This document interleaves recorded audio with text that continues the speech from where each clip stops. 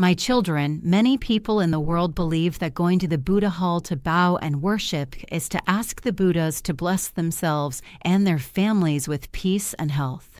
But do you think that merely bowing and worshiping can bring true peace and health? In truth, it is only a form of spiritual comfort. All beings carry their own fixed karma that is difficult to change.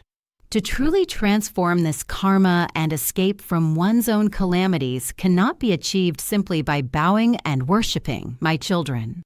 My children, in ancient times, when our Buddha heard cries of suffering, he manifested miracles on many occasions. At that time, it was to let people understand this truth. Doing good brings good rewards, and doing evil brings retribution. At the same time, it was to help them realize that in this world there truly exist spirits, deities, and Buddhas. Those who could have their calamities and disasters dissolved by the Buddhas and immortals were certainly kind-hearted people, practicing good deeds and accumulating virtue. Yet, my children, you must know that such deliverance was only temporary. Buddhas and immortals cannot directly save the soul nature of beings to escape beyond the 3 realms and the 5 elements, to leap out of the cycle of reincarnation. Not because they lack merit, but because even they cannot alter the fixed karma that belongs to each individual. Thus, salvation is only temporary, varying by time, place, and affinity. Today, heaven has bestowed the heavenly Tao upon mankind, sending Buddhas and immortals to assist and protect the way. Therefore, the miracles of this white sun era are in no way less than those of the past. At this moment, if you, my virtuous children, know to follow heaven's mandate, diligently perform merits, fulfill vows, and also eliminate karma, then not only can you transform your own destined fate, but also change your personal calamities. Moreover, you can save the souls of yourself, your family, and sentient beings, helping them transcend the suffering of the 6 paths of rebirth. This is precisely the sacred and precious value of heaven's universal salvation in the white sun era. My children, today you have encountered such a precious opportunity. Do not, under any circumstances, let it slip away. If you wish for your body to be healthy and at peace, it cannot be achieved simply by praying and bowing before the Buddha. Do you understand? Instead of pleading with your lips, take steps with your actions. How should you practice? Follow the Dharma methods of cultivation in this white sun era. Perform merits and fulfill vows. Practice the 3 kinds of giving in harmony. Eliminate karma, stop karma, and bring karma to completion. Only in this way can you establish true merit, gain peace and health, and even transform your own calamities.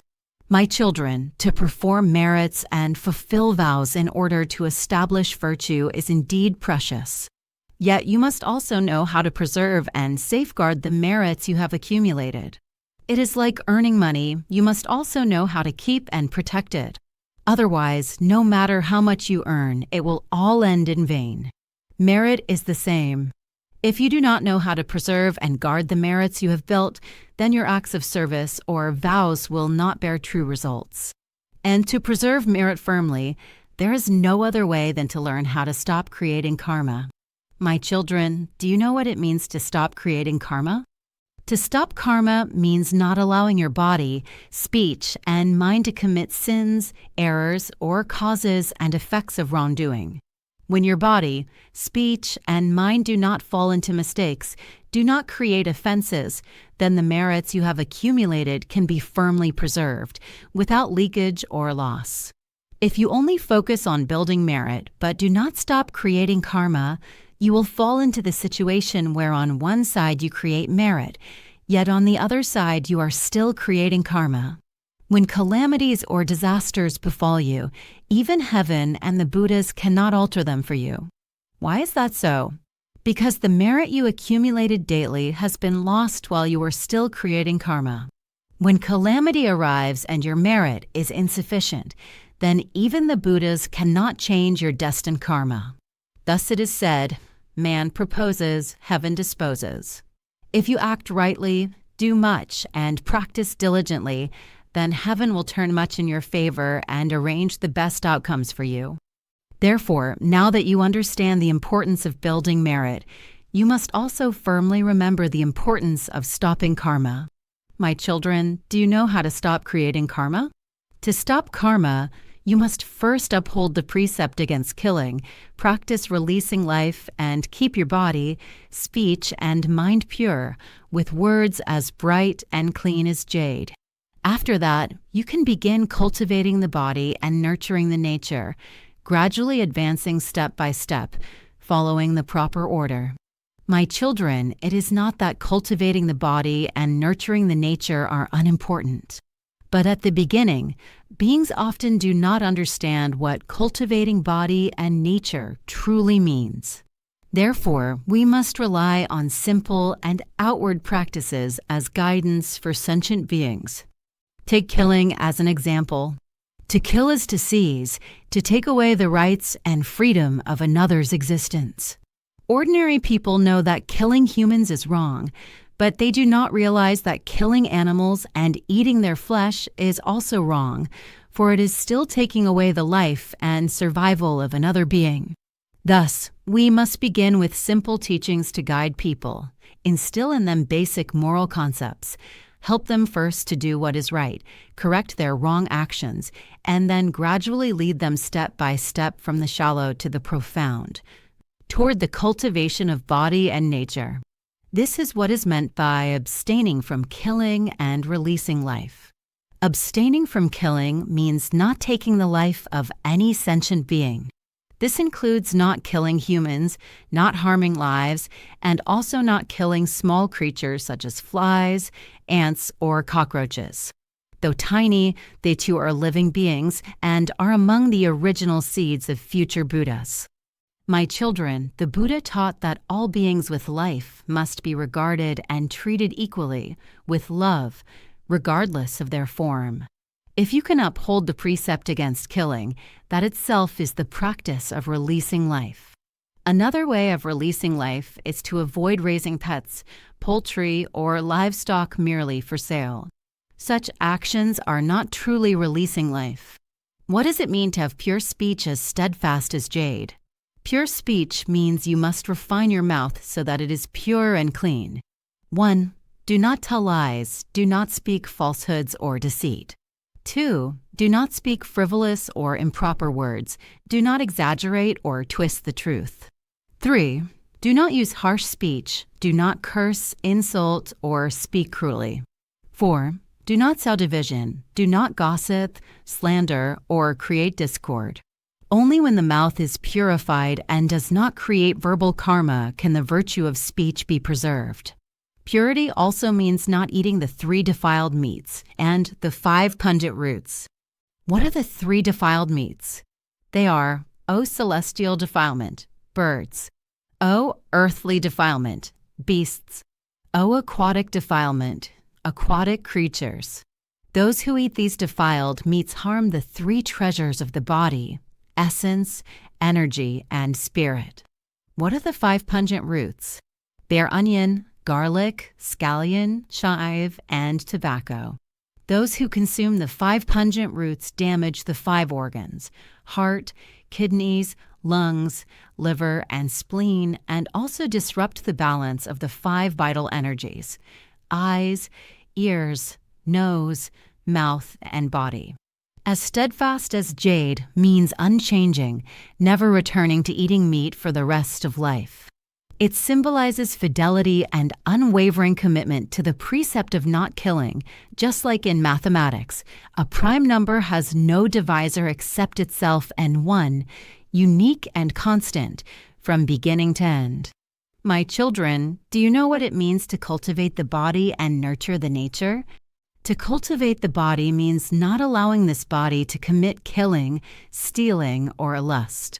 All actions of the body must be upright, honorable, and without shame before your own conscience and innate virtue, or before heaven's principle and truth. When your deeds are in accord with the Tao and your heart is at ease, that is cultivating the body. At the same time, you must remove ingrained habits, bad tendencies, vices, and addictions.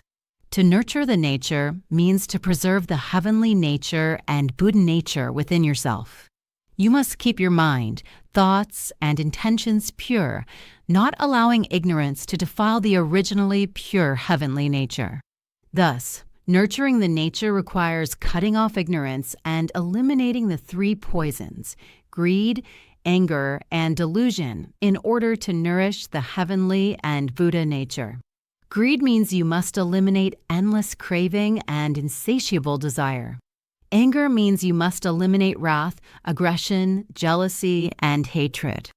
Delusion means you must eliminate ignorance, false views, illusions, heedlessness, and untruth. Where there is delusion, greed arises. Where there is greed, anger follows. Therefore, these three poisons must be eradicated completely. Otherwise, they will linger without end and cannot be cleansed. You must know that the three poisons are the very root of all afflictions of sentient beings and also the karmic offenses beings have committed throughout countless lives. They are the source of cause and effect. Thus, you must cultivate diligently to eradicate them. My children, do you know the benefits of stopping karma?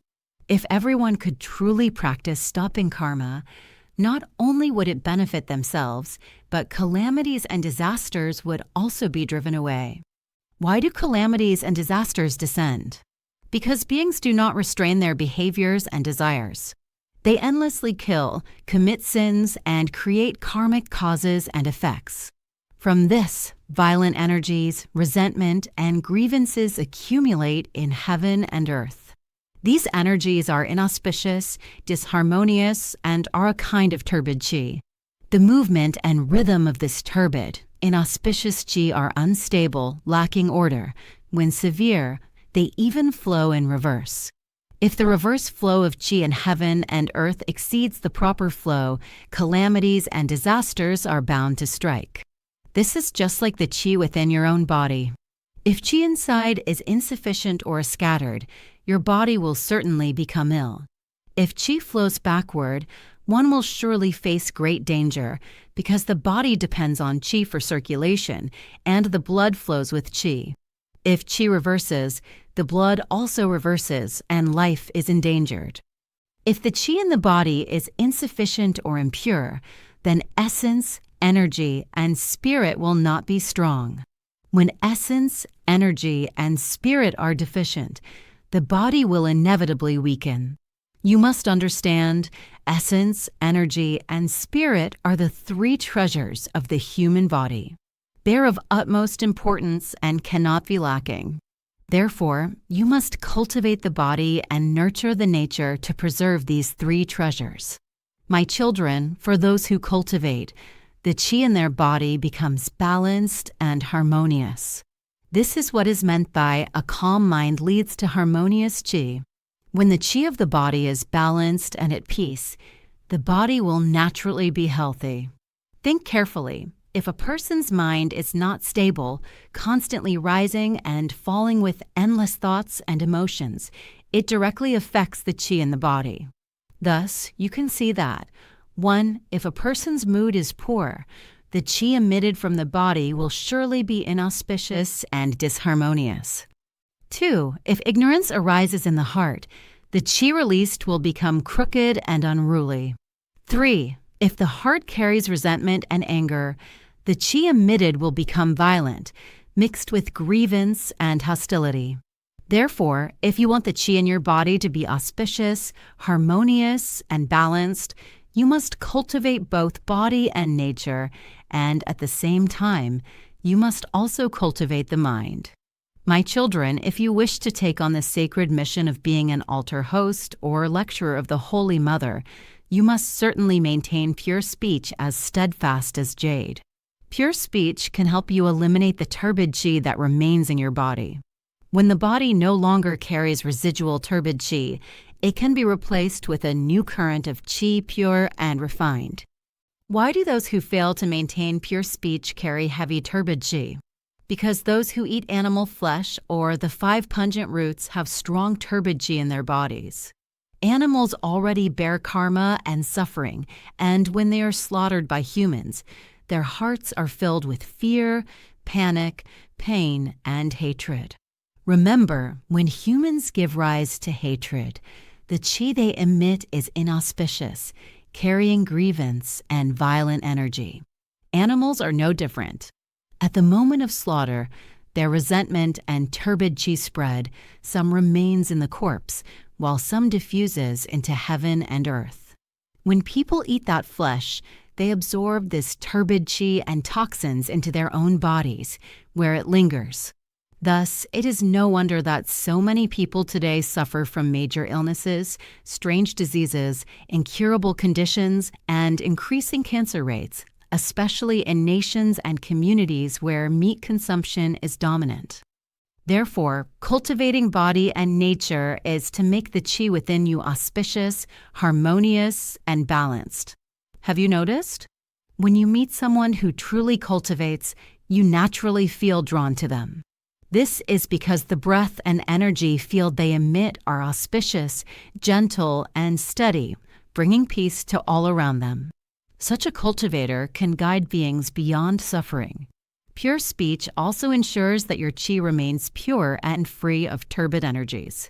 Some people often feel heavy, sluggish, mentally dull, and unclear.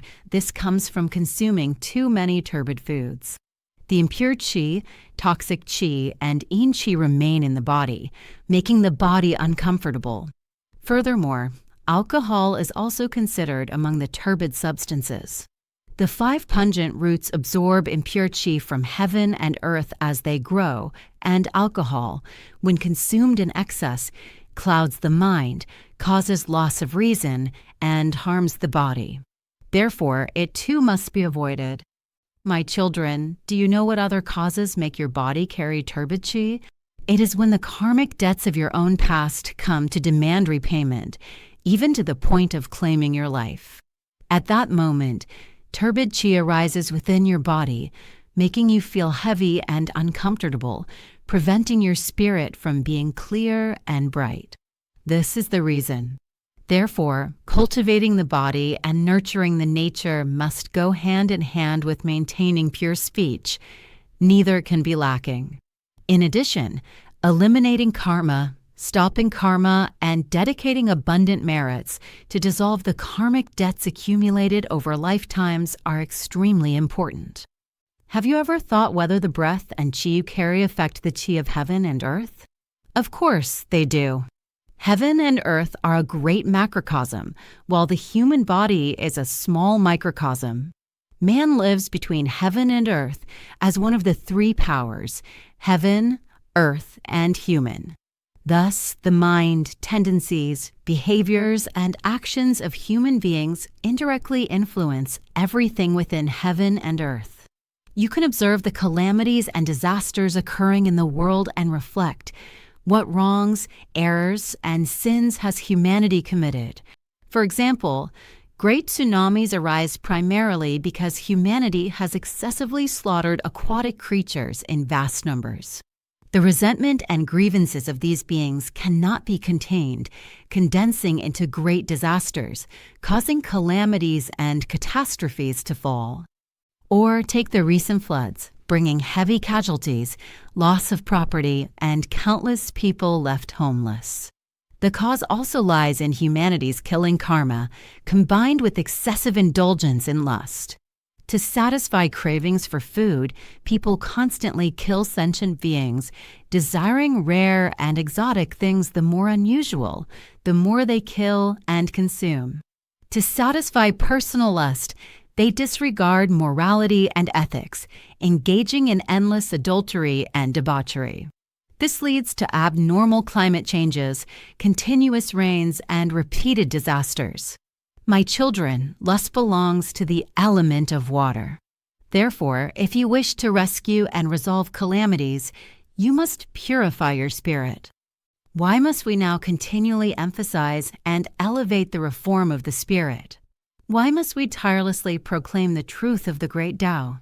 it is precisely to save the hearts of beings, to restore the pure and upright customs of old, so that all people may act according to ethics and morality, being mindful of every action, avoiding karmic sins and retribution.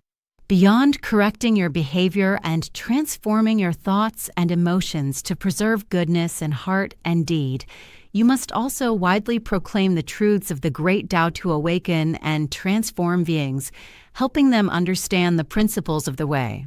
Furthermore, you must give rise to great compassion and make great vows. Only then can calamities and disasters be gradually pacified. Dear friends, if you find this video helpful, please take a moment to give it a like, subscribe to the Divine Grace Teachings channel, and share it with other fellow believers. The merit is boundless. Thank you to all the angels of God.